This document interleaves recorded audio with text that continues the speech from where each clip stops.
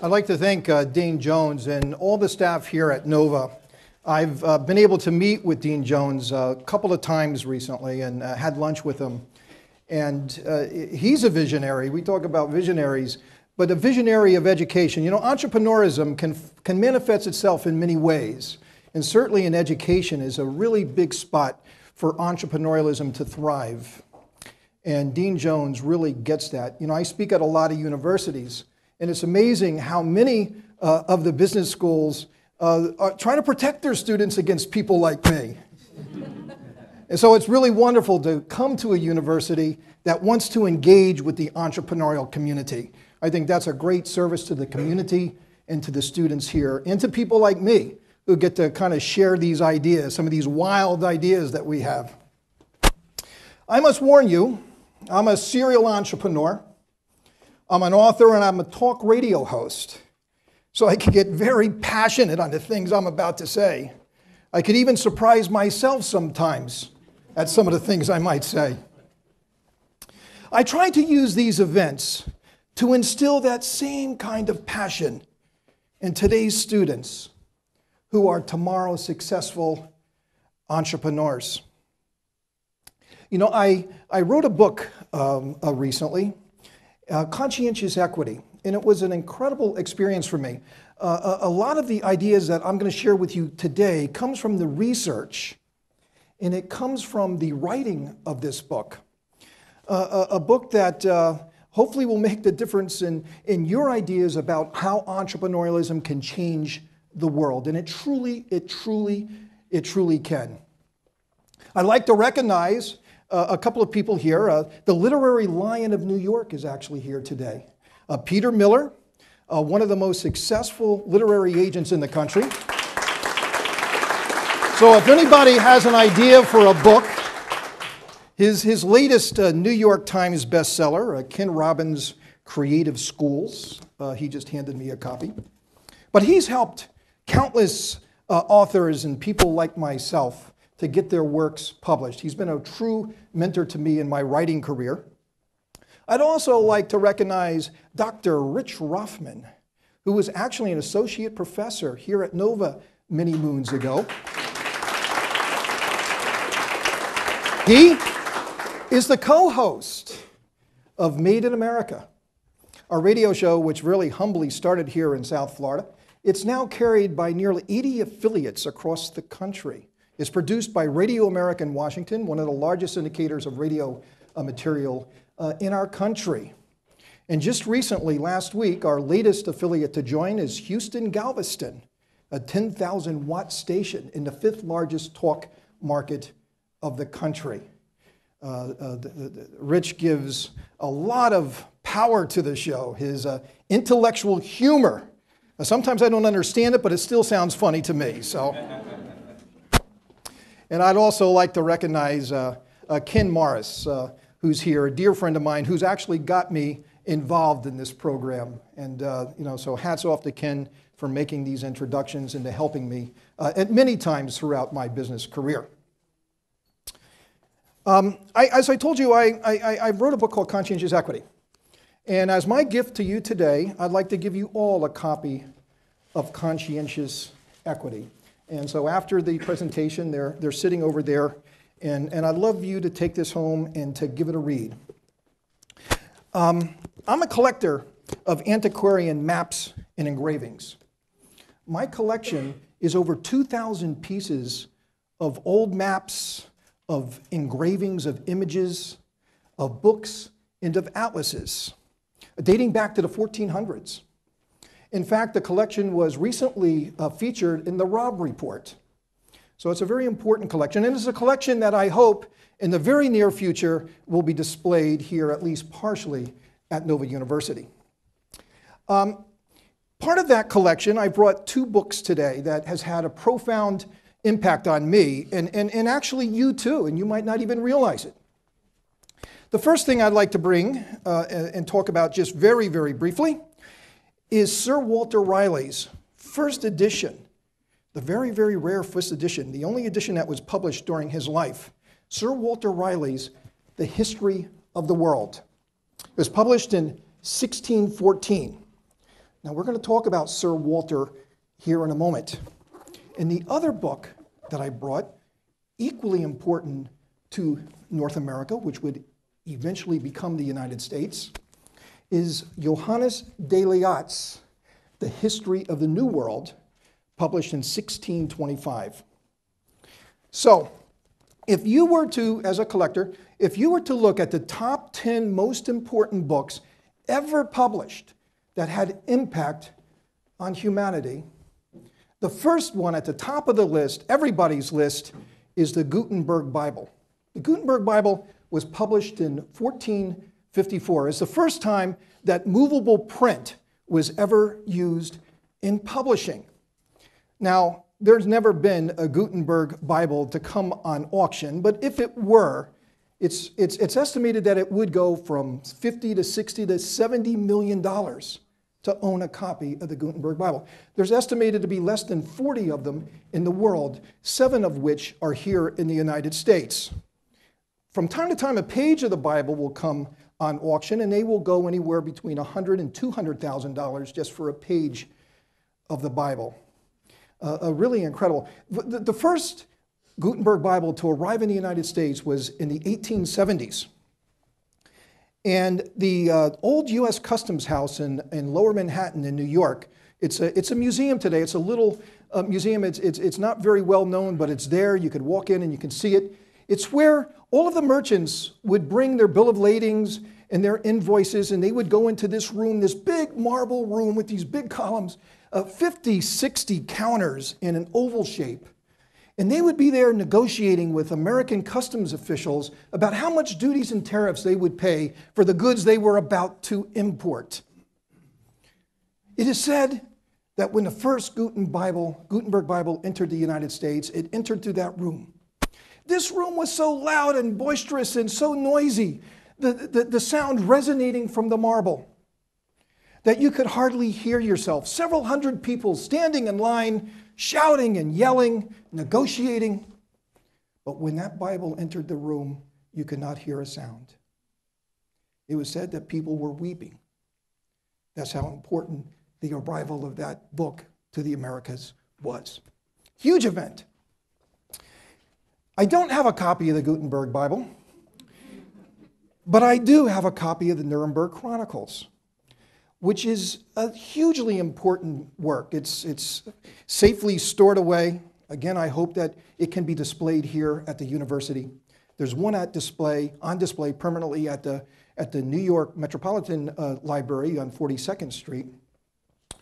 You can see it there, but hopefully you can see it here shortly. And the Nuremberg Chronicles is very important. It was published in 1493.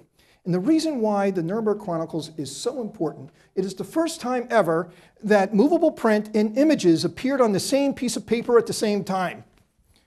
Published in 1493. Columbus had left, but he had not come back. So the world was still flat. The very famous World is Flat map, the first world map is included there. The very first images that people could see of London, of Vienna, of Salzburg, of Rome, of Jerusalem, the very first images that mankind could see of these places that they could never go to, but they could maybe only hear about. For the first time, they could see these images. Now, these images all look the same because nobody had actually been there that was making these images, but nonetheless, there they were for the very first time. The Nuremberg Chronicle is the height of the humanist movement. Now, the humanists believe that the way to heaven was through a strong body and a strong mind. And therefore, this thirst of knowledge, this hunger of knowledge was launched. The age of discovery, which was fueled by trade, could never have occurred if it wasn't for the humanists. And the humanist thought had all been compiled in this chronicle, which was the way that you entered heaven. Hugely important. Well, there would not have been a Renaissance if it wasn't for the humanists. And that brings us to Sir Walter Raleigh and Johannes de Leot, because they are the two most important entrepreneurs to visit the Americas.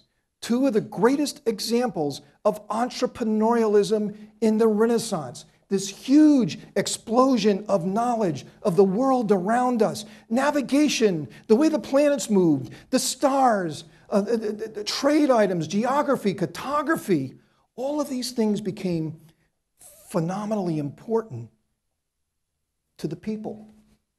So therefore, Sir Walter Raleigh, he wrote the history of the world while he was imprisoned in the Tower of London. Actually, he was imprisoned 3 times. He was imprisoned the first time by Queen Elizabeth I and twice by King James. Now, Sir Walter Raleigh led the very first British expeditions to North America. And in fact, he established the first British colony in North America, a colony on Roanoke Island. He named Virginia after the Virgin Queen, Queen Elizabeth. He brought back to England two things that became incredibly important to commerce: tobacco and the potato. In fact, Sir Walter Raleigh makes an appearance on the Beatles' White Album. Yeah, he does. In the song by John Lennon, I'm So Tired. John Lennon, he can't sleep. He has insomnia. He's chain-smoking cigarettes, of which he blames Sir Walter for his bad habits.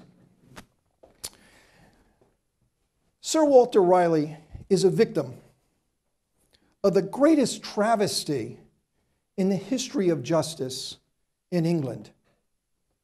And still today, you know, this is one of the great injustices that was ever done. King James felt threatened by Sir Walter. It seems to be unfounded, but nonetheless he was. In his last expedition to the Americas, he led a group searching for El Dorado, the lost city of gold, which was believed to be on this large inland sea in the northern part of the South American continent. Now, Sir Walter never found El Dorado, but they did find a small Spanish outpost, and they overran it. They destroyed it. Now, Sir Walter Raleigh was one of the key figures in the defeat of the Spanish Armada off the coast of England 20 years before. There was no love lost between Sir Walter and the Spanish. However, the Spanish ambassador complained to King James and wanted restitution. King James was looking for the perfect reason to get rid of his perceived made-up rival. So he ordered him to be beheaded. The man who saved England from the Armada is now being beheaded because of running a Spanish outpost. He was beheaded in the court of the Tower of London. As was customary, his head was wrapped up and it was put in a bag, and it was given to his wife, Catherine, as somewhat of a remembrance. His torso was then entombed in Westminster Abbey. Now, Catherine was quite a bit younger than Sir Walter, and she lived for another 30 years. And when she died, she still had his head.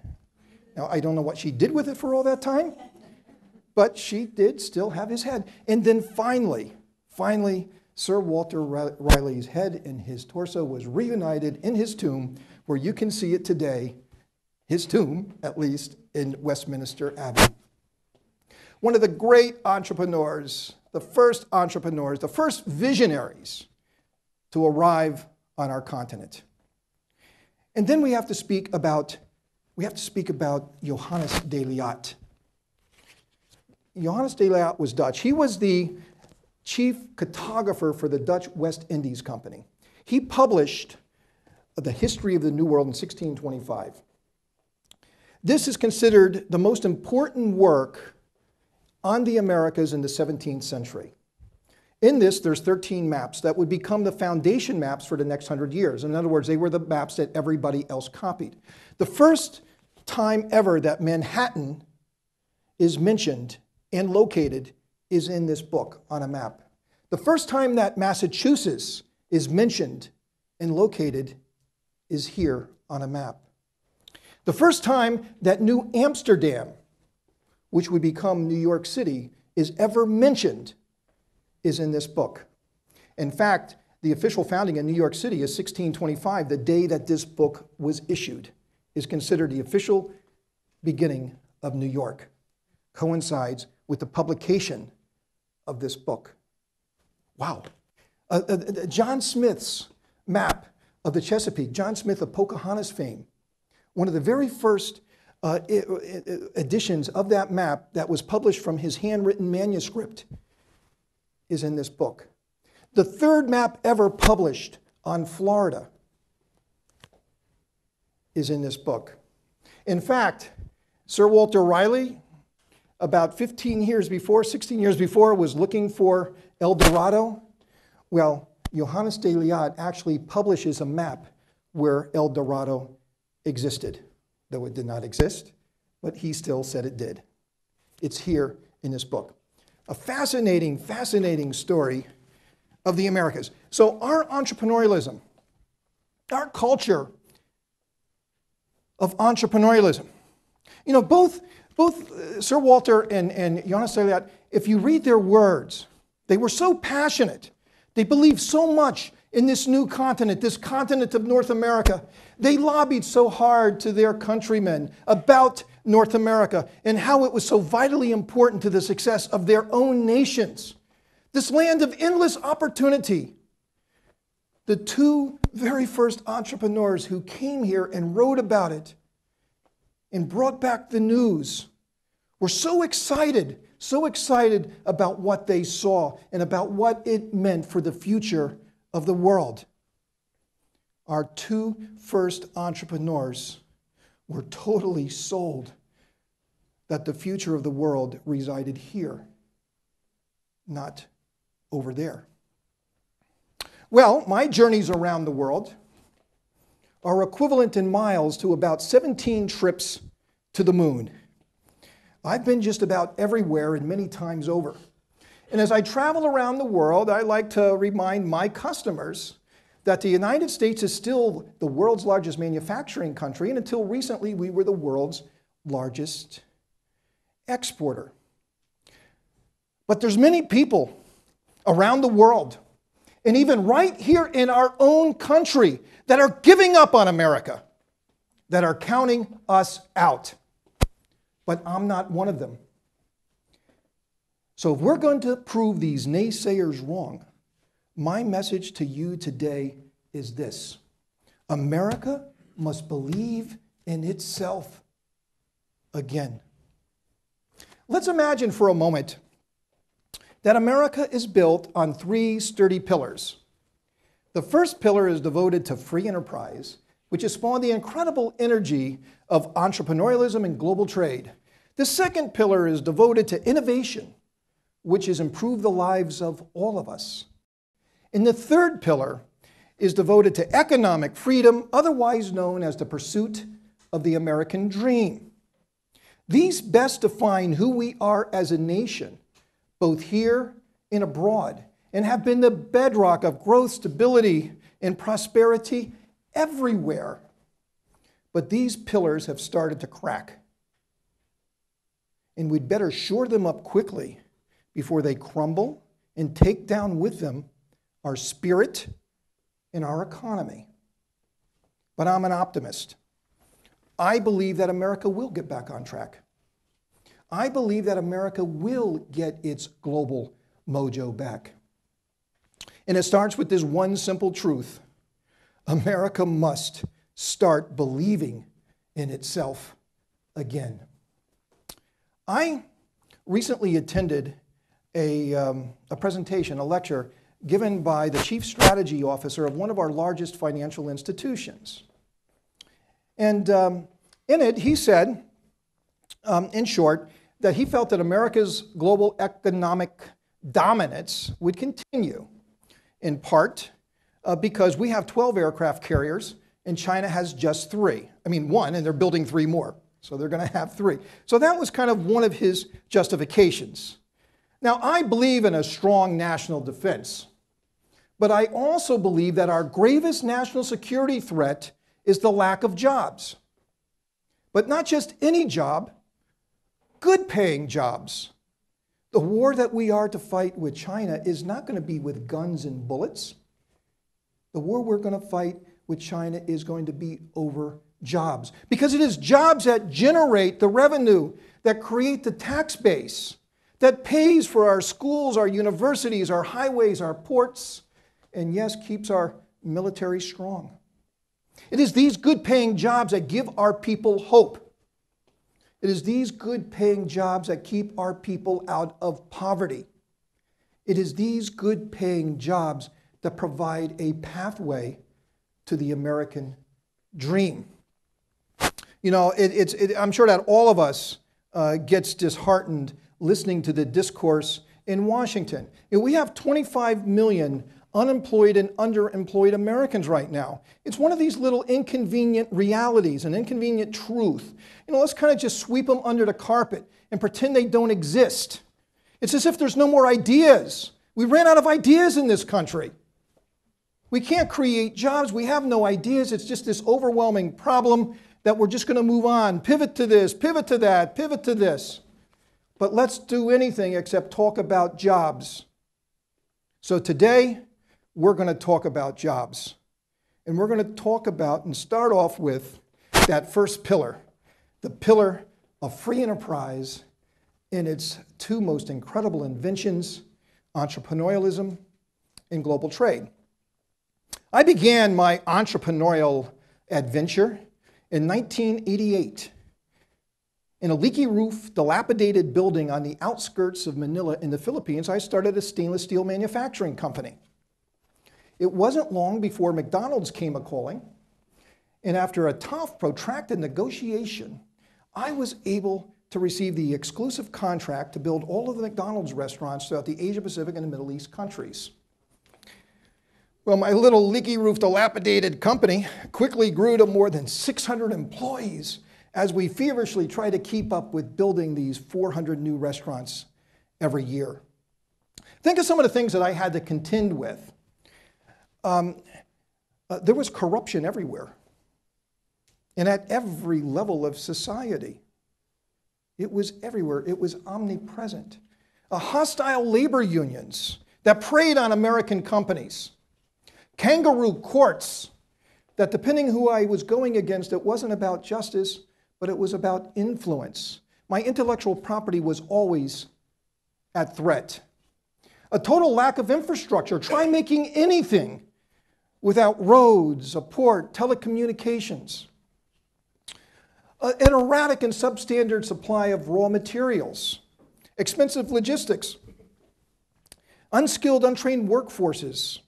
Insecurity for my family, for my employees, and for myself. It was a huge thing I needed to deal with every single day. It wasn't just making a great product and shipping it to all these far-off places and having people there to do all the installations and deal with all the problems, but I was dealing with a lot of other problems that were sometimes multiples more challenging than just running the business.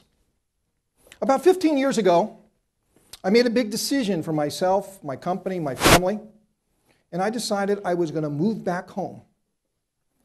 So today, I'm very proud to tell you that I am an American manufacturer, hiring American workers.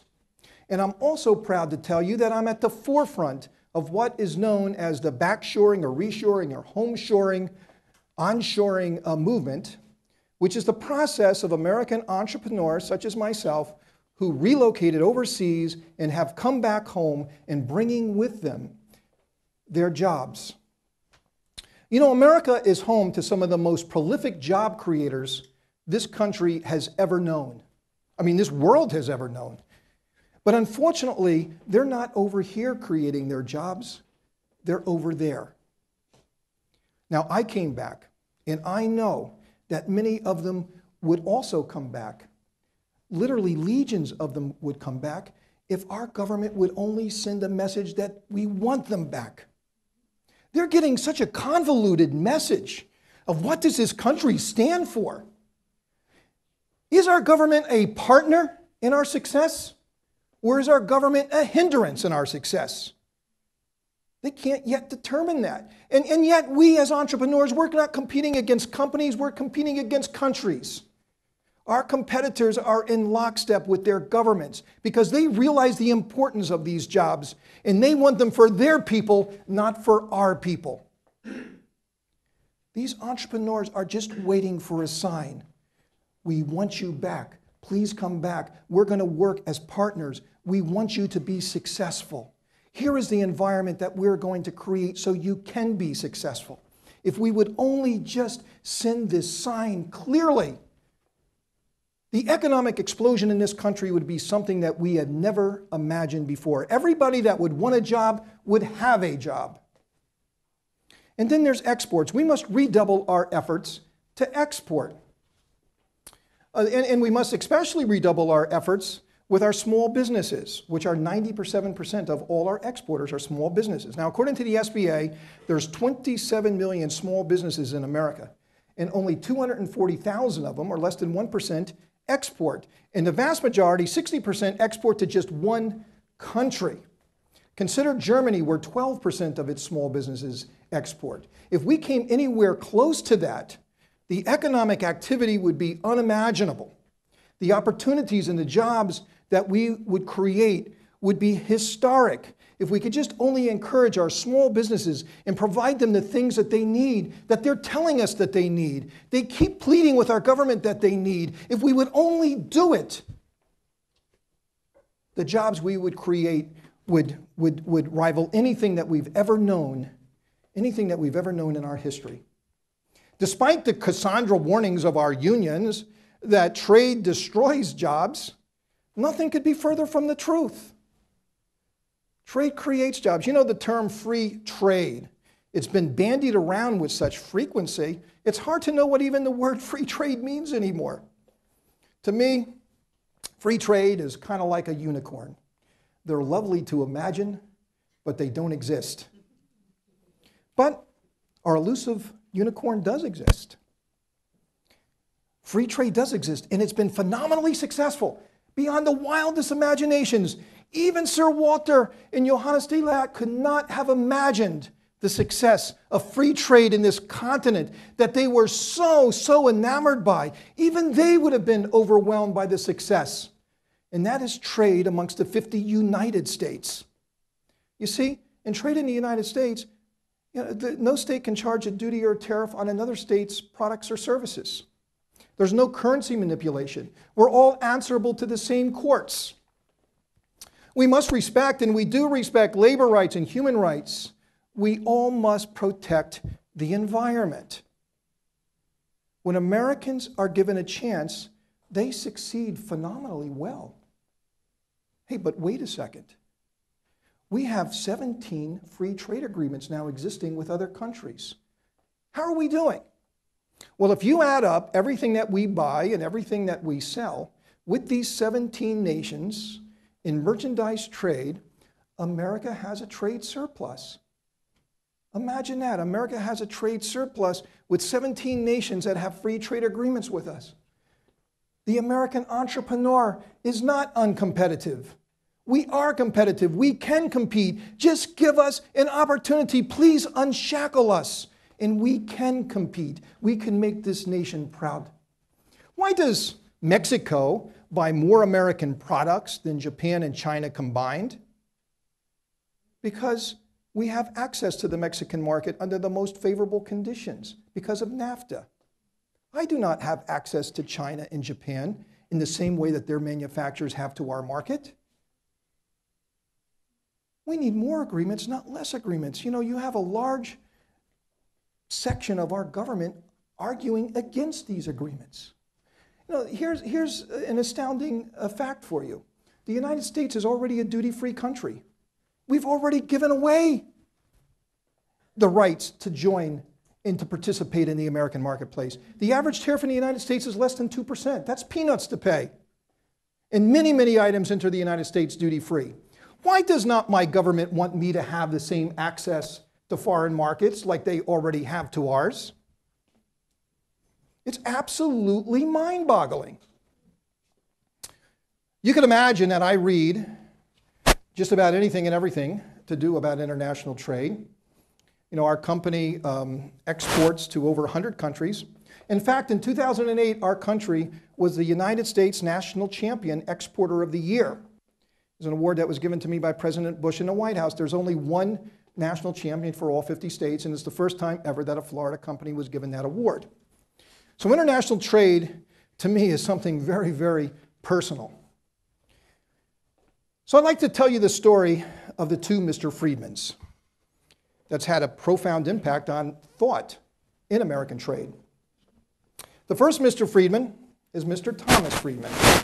He's the best-selling author of the New York Times, who wrote The World is Flat. And in it, he suggests the world has become smaller. Because of the rapid advancement of information technologies, anything that can be digitized can be zipped around the world in a nanosecond, allowing workers in low-cost countries like China and India to replace workers in higher-cost countries like the United States at a fraction of the cost. He says this flattening of the world has created a level playing field. Well, the concept today of a flat world is just as wrong metaphorically as when Copernicus proved it to be literally wrong. Mr. Friedman's never sold or exported anything in his life. For if he did, he would surely know the topography of global trade is full of insuperable mountains, rushing rivers, and shifting sands. The global trading system is plagued by barriers, manipulations, and distortions. It's not that we are uncompetitive, it's that the global trading system is corrupt and skewed against us. The world is not flat, the world is tilted. Our trading partners has tilted trade away from us and towards them. And we have a $600 billion trade deficit to prove it. And then there's the other Mr. Friedman, quite ironically.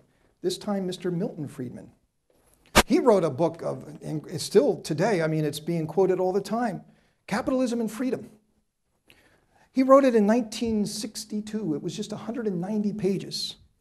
Huge impact on generations of American thinkers about how America should engage with the world. He suggests that any trade agreement is a good trade agreement. We should just open our market wide and not expect reciprocal rights for our manufacturers. In fact, he said that we should receive these products that these countries want to send us as if they were gifts, as if we're playing a prank on these countries. Yes, that's right, we're playing a prank on them because they send us all of these really cool things that can benefit our lives, and we send to them our paper, our currency. And he used the Japanese as an example. The Japanese send us radios and televisions and stereos and motorcycles, all of these really cool things that improve our lives. And we're just sending them our currency, our paper, some stuff that we just kind of make up. I mean, that's pretty good. And he said, after all, there's an equalizing mechanism in trade. The Japanese would accumulate all of this currency, all of this paper. And after all, they can't live in it. They can't wear it. They can't eat it. So eventually, they're going to accumulate it, and they're going to have to send it back to us. And they're going to have to buy our really cool things. But Mr. Friedman only got it partially right.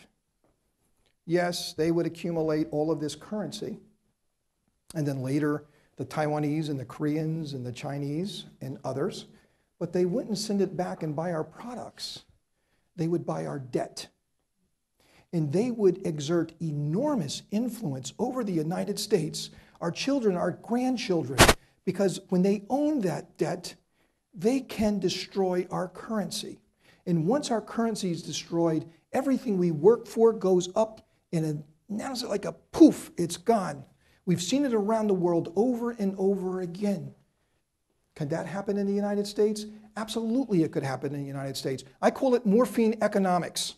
If you pump enough morphine into your body, it gives you this hallucination that you're getting better, that you're curing whatever illness or disease that you have. But it's the work of this sinister drug, this hallucination. It's not reality. This drug, it is killing you. Morphine economics is slowly but surely, it is killing us. We must get rid of this addiction quickly. So, it is not the world of our unions who want to build a wall around America, that we should stick our heads in the sand and pretend that the global marketplace doesn't exist. That train has left long ago. And as I've shown you, America can compete in that world. We have nothing to fear of international trade. It's not the world of Thomas Friedman that America must morph itself into something new and different, and that new and different is a service economy producing service jobs, and just to give up on manufacturing altogether. It's not working. And it's not the world of Milton Friedman that any trade agreement is a good trade agreement and we should just open our market wide and not expect reciprocal rights to foreign markets for our entrepreneurs and manufacturers. We gave it a long time and it's not working. It's time for something else. And that something else is called conscientious equity. It is the new vision that America so desperately needs. In writing this book, I discovered some things that I didn't know when I started. I discovered that in a world of conscientious equity, conscientious because it's the right thing to do, and equity because we all have ownership in doing the right thing. In a world of conscientious equity, we don't only solve our economic problems here at home, but we go a long way at solving those great social ills that are plaguing our planet: corruption, poverty, labor rights, human rights, the rape of our environment. There are real solutions to all these things, and those solutions reside right here in the United States. Things that we can imminently do that can change the conditions of our people and all good people of the world. Conscientious equity is not just for us, it is for everybody. It is a world that we would all be proud living in. There's 12 steps for us to get there. It just takes a vision. It just takes a government that's got guts, that wants to do these things instead of talking about these things. You know that our greatest inventions here in the United States is our democracy, is our Constitution, and is our economy. Our economy can do so much good in this world that it is not doing today. If we just had a vision, if we just had the fortitude and the guts to get it done. I'm going to say this twice because it's so important. The vast majority of wealth in this world has still not yet been created. The vast majority of the wealth in this world has still not been created. So, the issue is, where will that wealth be created? Will it be created in this country, or will it be created over there or somewhere else? And the answer to that is so fundamentally important to the continued survival of this country as we've known it for the past 200 years. We must answer that question in the affirmative, that it will be created here. And we must create the environment where it will be created here. So if America wants to reestablish itself as a global center for industry and trade, it starts that America must start creating jobs. And if we are going to start creating jobs in this country, America must start believing in itself again. The second pillar is innovation. Innovation that has improved the lives of all of us. Nobody can out-innovate the United States. Per capita, the United States has more patents than any other country by a long shot. We have more Nobel Prizes than any other country. Now, while our prowess at registering patents and winning Nobel Prizes has been quite spectacular, we are losing our innovation edge in our country. The Global Innovation Index recently had the United States as the number 5 most innovative country, down from our historic leadership position. This should send a clarion call to all of us that being the number 5 most innovative country and seeing that slipping further and further behind is not acceptable to anybody. But then how can we blame our entrepreneurs, our job creators, our risk takers, our small businesses to continue to invest in R&D when they're totally uncertain about what the future brings for them? The little hard-earned money that they have to invest, how can we expect them to invest it if we are not sending them a clear message that we support them, that we are on their side? Rich and I do the radio show, and we get to speak to all kinds of entrepreneurs all over the country. And some of their stories is just absolutely heartwarming and fascinating. But the thing that we often hear is the big thing that's holding them back, that's constraining them, is the lack of capital, the lack of finance. You know, where do they go? The banks just aren't lending, and it's just really hard for the small businesses. If you have scale, if you have mass, that's another matter. But if you're a small business, things are really, really tough to find financing. And especially if you export, you can multiply that by 30 times. It's even, you just can't do it. It's just not there. One of the unintended consequences of the financial reform law, Dodd-Frank, is it's forcing our community banks out of business. Due to the high cost of compliance, the regulation, our small community banks can no longer afford to be in business. So they're being forced to merge with our larger financial institutions, or they're being forced out of business. That means our entrepreneurs, that means our small businesses don't have the historic lenders that have helped them to create these businesses and to maintain these businesses and to create these jobs and this wealth in their local communities. Many of our rural and small town entrepreneurs now are just a file in some faraway city. There's no more personal contact with the lender. I mean, that's a huge mistake. The unintended consequence is that all those jobs that we would be creating if we were supporting the entrepreneurial community at the grassroots level, we're losing all of that. It's all gone because of regulation. And regulation is just not Dodd-Frank. Regulation in this country is just running amok. It's just totally out of control. Regulation cost our economy $1.8 trillion a year. That's right, $1.8 trillion a year. Our people, 25 million people right now, are trying to find work. They can't find work while our regulation factories in Washington are working overtime. There is a connection why we don't have jobs in this country. So regulation is a big problem. I mean, here's a statistic. We just used it on the show 2 weeks ago. Last year, 1 year, the administration issued 75,000 pages of federal regulation. 75,000 pages. Now that sounds like a whole lot to me. Imagine trying to read that book. In the whole 8 years of the Reagan administration, they issued 55,000 pages in 8 years. Last year we issued 75,000 pages in 1 year. Regulation is out of control. It is an anchor around the necks of our job creators. We must unshackle our job creators if we are ever going to turn this thing around. Regulation is a huge problem. The other thing is taxes. I mean, we got a government that's obsessed with raising taxes. You know, the little bit of money that we have as entrepreneurs to reinvest in our businesses, the government is saying, give it to us. Take it away from the productive part of our society and give it to the most unproductive part of our society. Now, that sounds like a really good idea.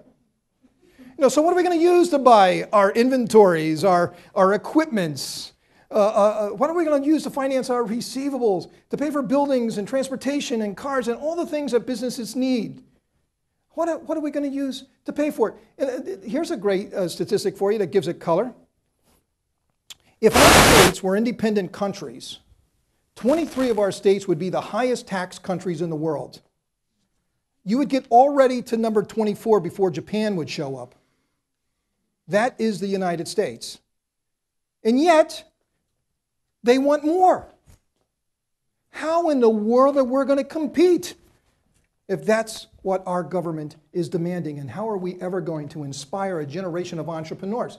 You know, entrepreneurialism, the entrepreneurial startups is way down in this country right now. In the last 6 years, entrepreneurial startups is at an historic low, and entrepreneurial failures is at an historic high. There is a connection between access to finance, regulation, and taxes of why we are so unsuccessful today, getting back to our entrepreneurial roots. I'm going to tell you a short story about innovation that has to do with my company.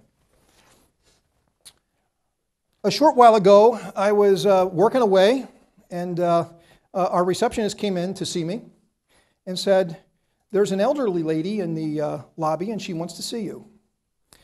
And I sent her back and said, "Well, give her to one of the salespeople. She's probably asking a question for, about one of our products." And she came back and she says, "No, she only will talk to you. She won't leave until you see her.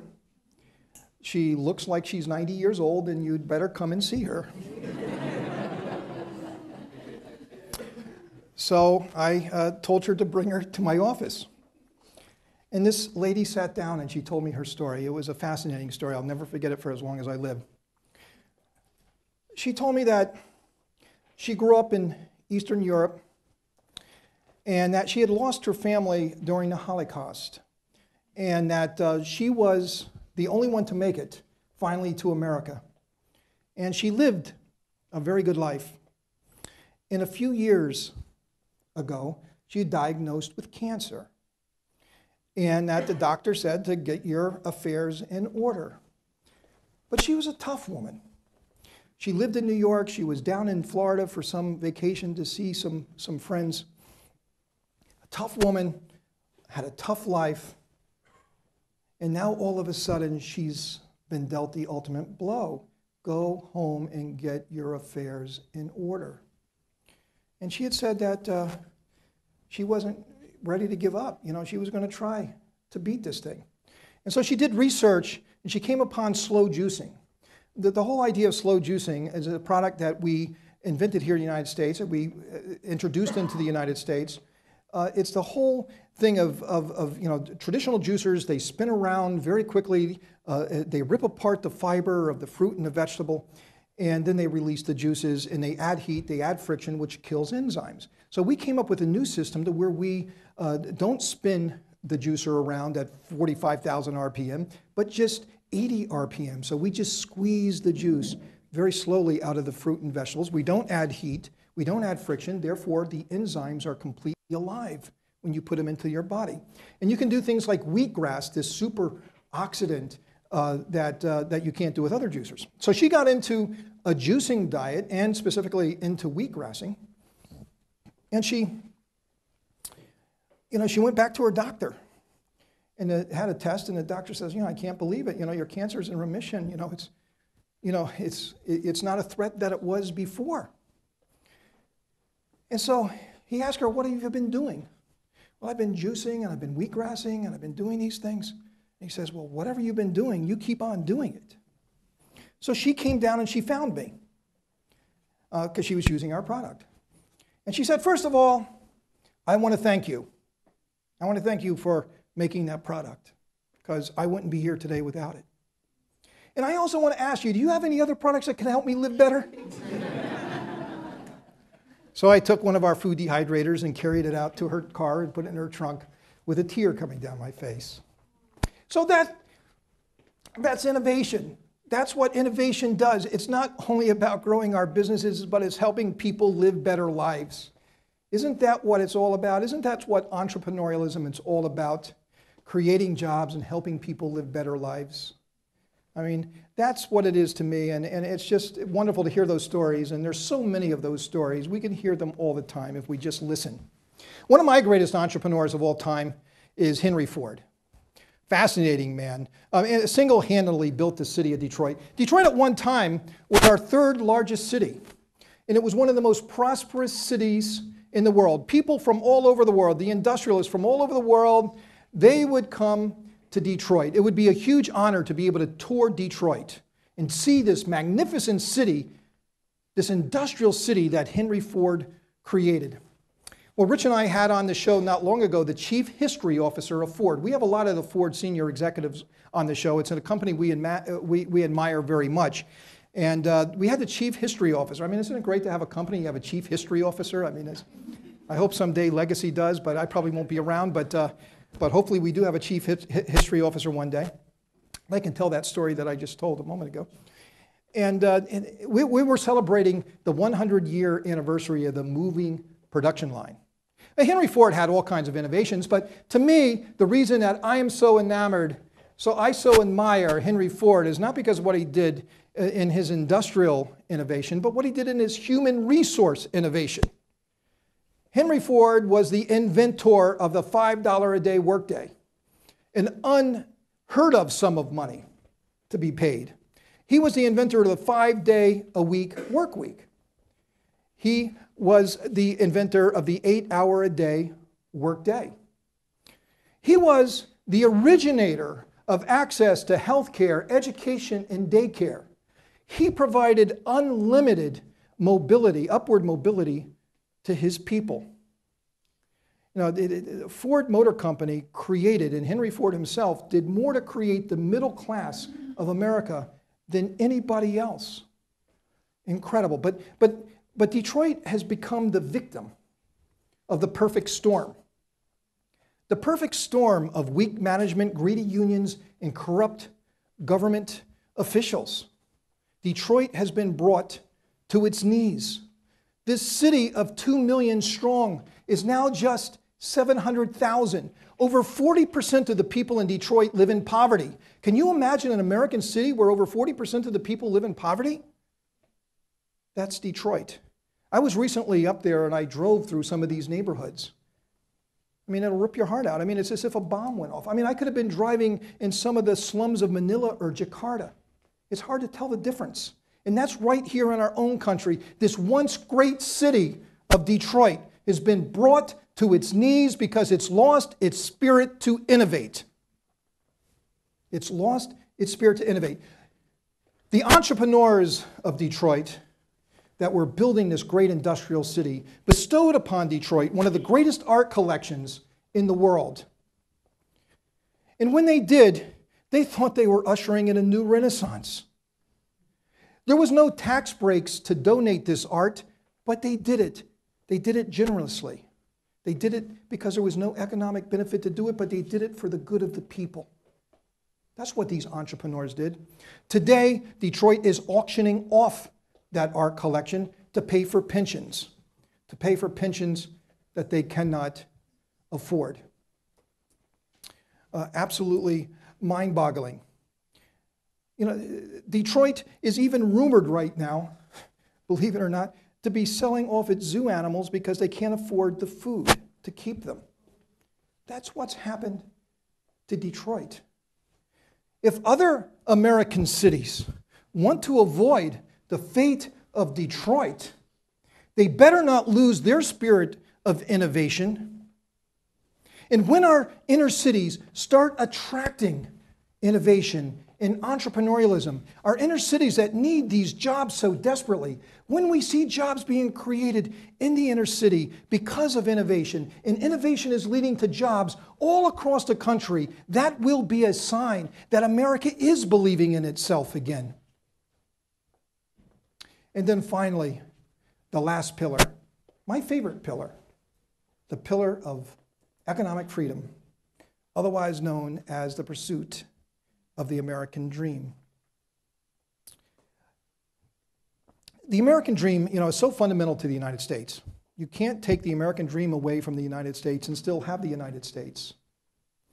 The New York Times just did a poll. 62% of Americans still believe that the American dream exists.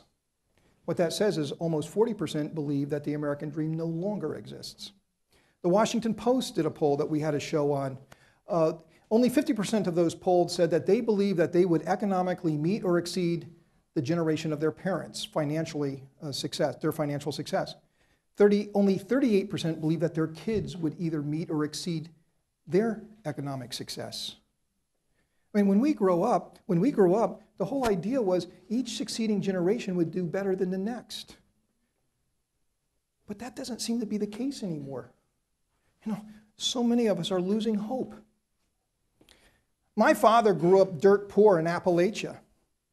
For several months out of the year, he wore homemade shoes made from burlap sacks.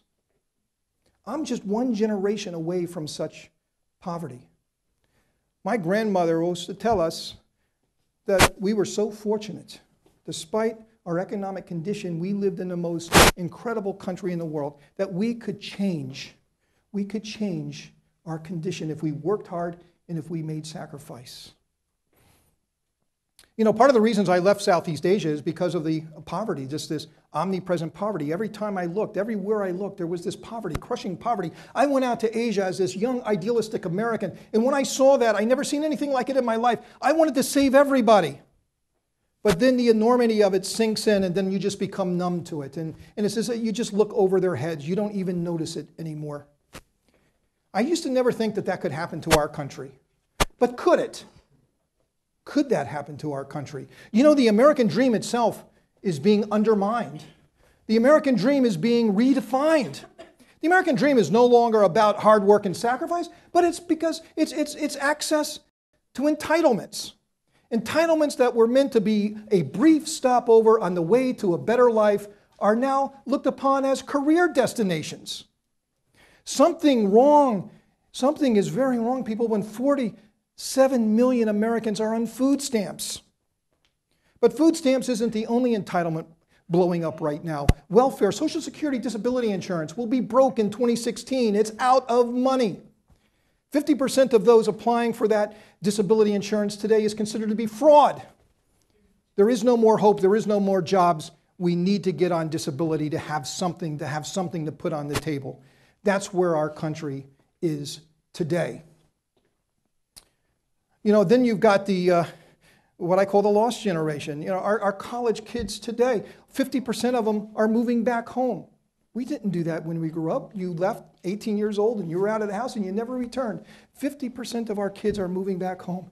To invoke another Beatles song on Abbey Road, out of college, money spent, see no future, pay no rent. All the money's gone, nowhere to go. How prophetic are those words today to our college kids? Only 47% of adult Americans have full-time jobs. And if you look at the labor participation of women, of African Americans, of Hispanic Americans, it's at the lowest it's been in 50 years. Whatever we are doing today is not working. But I believe that our best days is not over. I refuse to believe that. And if we're going to get this ship turned around, America better start believing in itself again. So to finish, a short roadmap of what we need to do.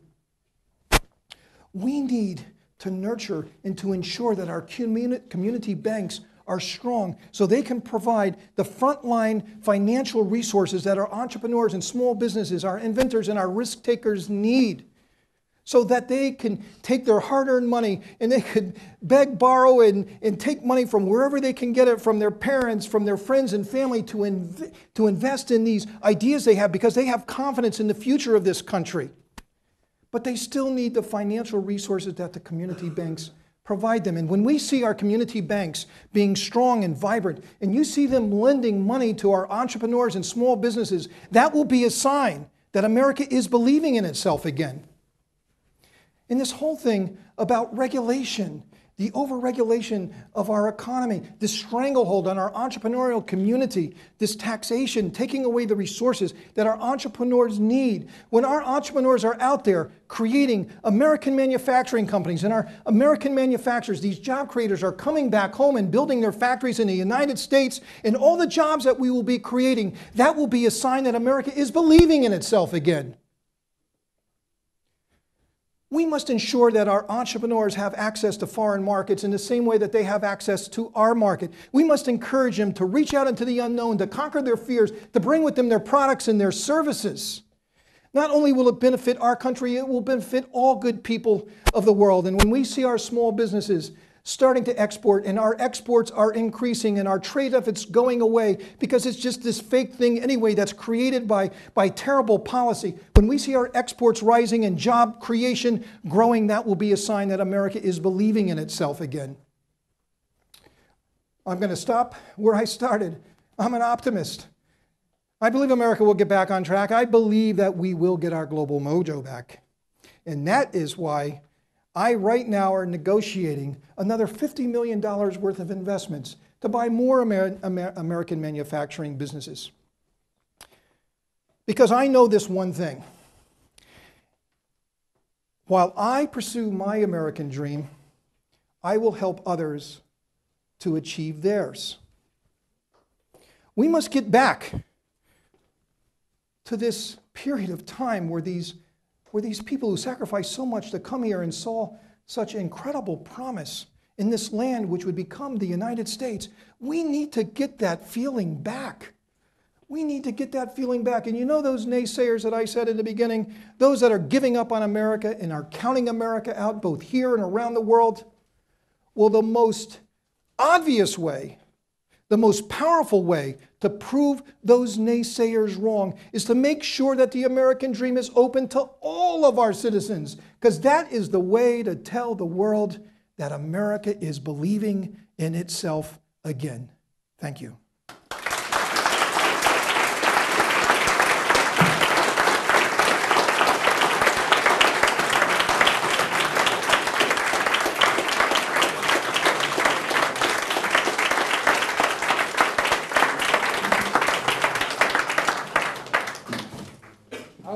Another round of applause for the inspirational talk.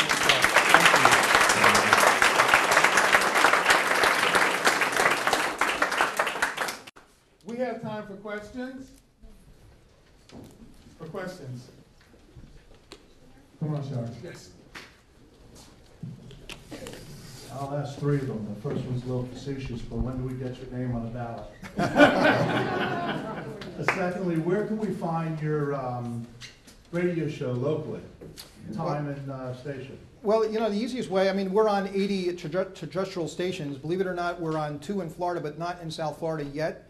But the quickest way to get on to the show, and you can hear it anytime you want, is the website's Neal Asbury's with an S, Made in America, and there archived is all the different shows.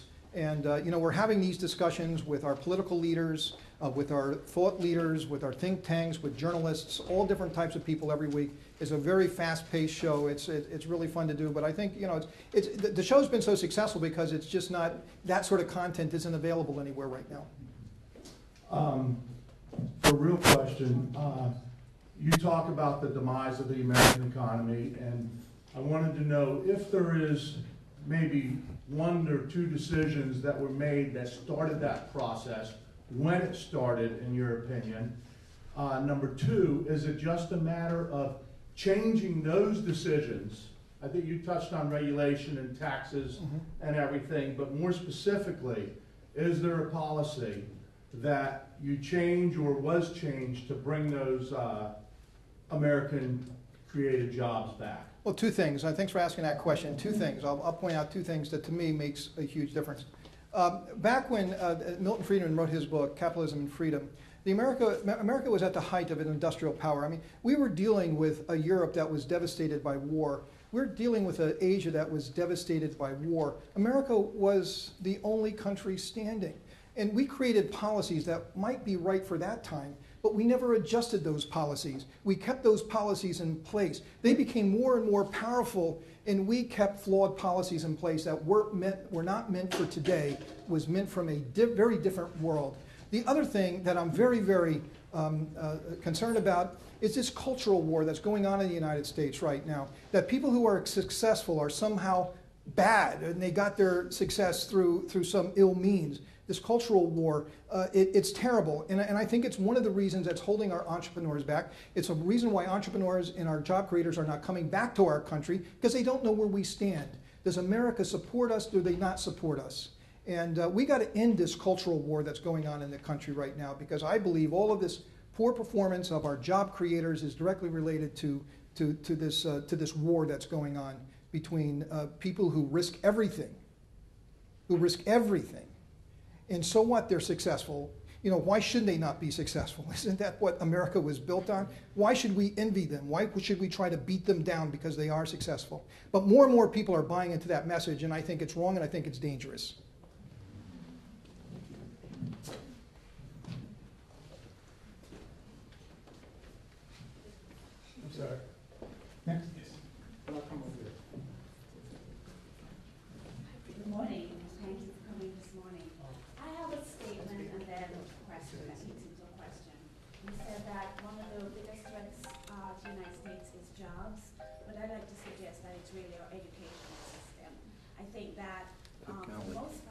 especially at the lower levels, students are really not being taught to think critically. And if you can't think critically, you're not going to be innovative. I've had the good fortune of being educated in different countries and in the United States, and I'm glad that I had the benefit of that multifaceted approach to education.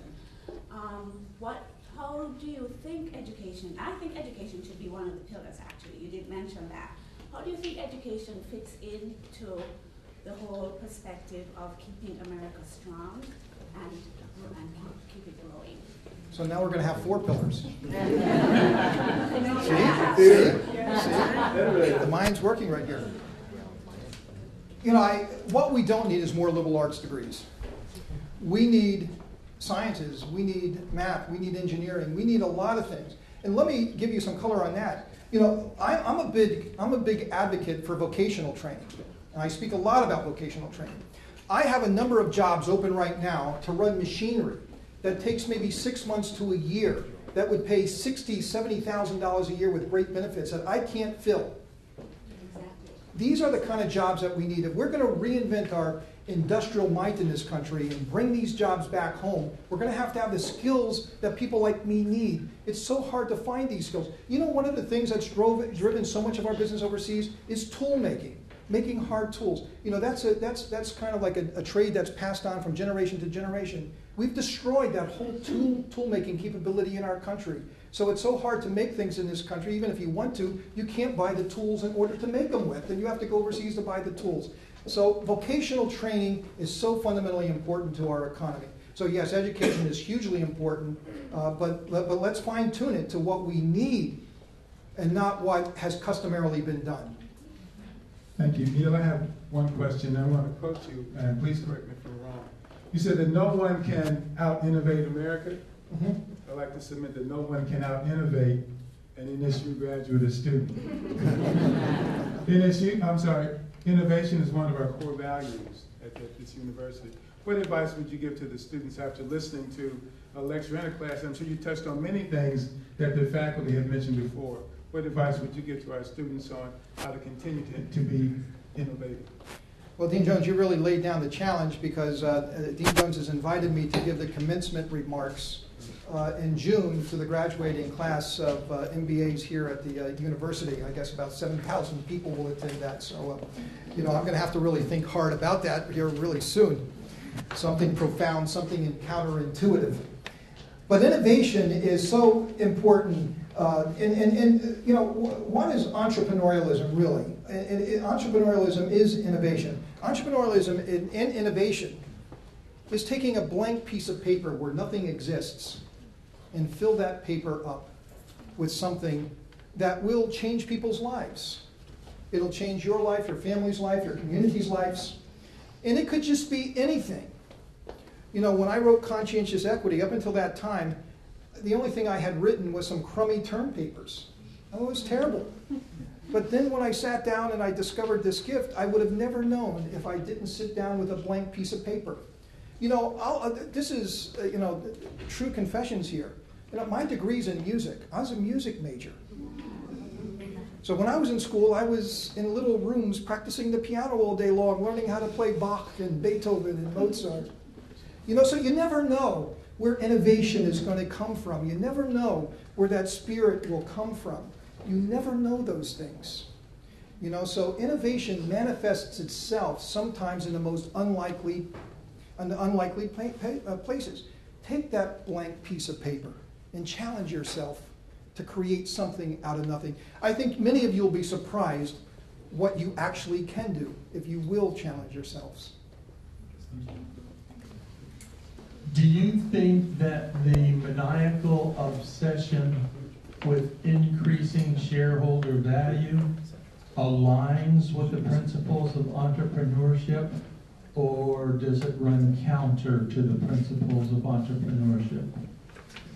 You know, it's a great question. I mean, you know, shareholder value is part of the whole capitalist system, and there's nothing better than the capitalist system to create economic value and jobs. Even Bono the other day, we were saying on the show, came out with a statement that capitalism creates jobs and takes people out of poverty. So it is a proven thing to do. Now, companies who only have shareholder value at heart run the risk of having somebody else like me, an entrepreneur, to sneak up behind them because I take a longer view. So if that is the only view you have, then so be it. But then it's a risk too, so make sure you manage that risk. Because that's what we prey on as entrepreneurs. These larger companies who are so big, they're fighting amongst themselves all the time. They're making short-term decisions, not longer-term decisions, and that's making the space for people like me. So let them do what they're doing because it's going to create opportunity for me. That's the way the system works. There's no better system to do it. There's good and there's bad in everything. I wish I had all the money that they had, but I'm glad that I have more flexibility than they do. Time for one more, yes. Yes, one more question. This is working, yeah. You mentioned innovation and bringing back jobs and global versus national, and I wanted to bring an even more local perspective and have your feedback on that. We see more jobs being created by people innovating locally, for example, urban farming. I'm working in sustainability and corporate social responsibility. And after the Argentinian crisis, engineers went to a village and explained how to farm. They had no clue about it. And to grow crops, in an organic way. So first they started to sustain themselves, their family. They were starving, exactly what you described from Detroit. And then, because they were producing a lot, they started to sell it and to generate revenue.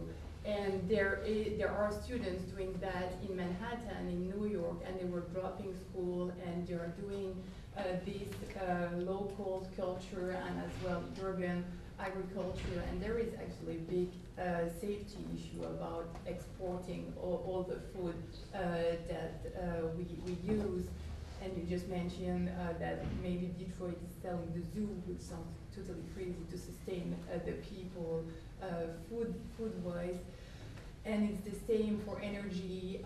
You have several examples where we can innovate very locally and very simple means. So I just wanted to have your feedback on that and how indeed simple it can be to innovate and then spread and grow bigger. Well, these are obviously some very creative people. And I think you're saying that there's people innovating in local communities, organic foods and more healthy foods. They're big customers of ours because of our Excalibur dehydrator. I mean, they are using our product to actually process the foods that they grow in these sort of places that you just mentioned. So I'm very well connected to that whole raw food and health and wellness movement. And it's very fascinating. I'm coming across a lot of stay-at-home moms who are creating very successful companies, growing and making these foods and then processing them and selling them in whole food stores and so forth. Whatever it is, like trail mix, apple chips, mango chips, whatever it is. And we support a lot of entrepreneurs who have wonderful stories who've done that. So there's all kinds of places for people to plug in if they just want to, if they just go out and they look. As an American manufacturer, I think that for these local people who do want to create businesses and hire people and even make products for themselves, one thing that I don't think gets a lot of publicity is that the average labor rate in a product that's produced that you'll see in a store is only 5 to 10%, right? So, when people start talking, well, labor rates are so cheap overseas, how can you compete against that? Well, you're only talking about a very small percentage of the overall cost of making a product. So there's many ways to overcome that if it is a disadvantage. And all the things that I mentioned earlier that I won't repeat. So I think that we have to take away this regulation and provide working capital to those same people you just mentioned. And if we did that, let them be free, let them follow their dreams. They will create jobs like we can never imagine. And yes, it must be done at the grassroots level. Take Washington out of this. Washington should have nothing to do with it. They should stay as far away from this as they possibly can. Thank you. Thank you. And one more round of applause for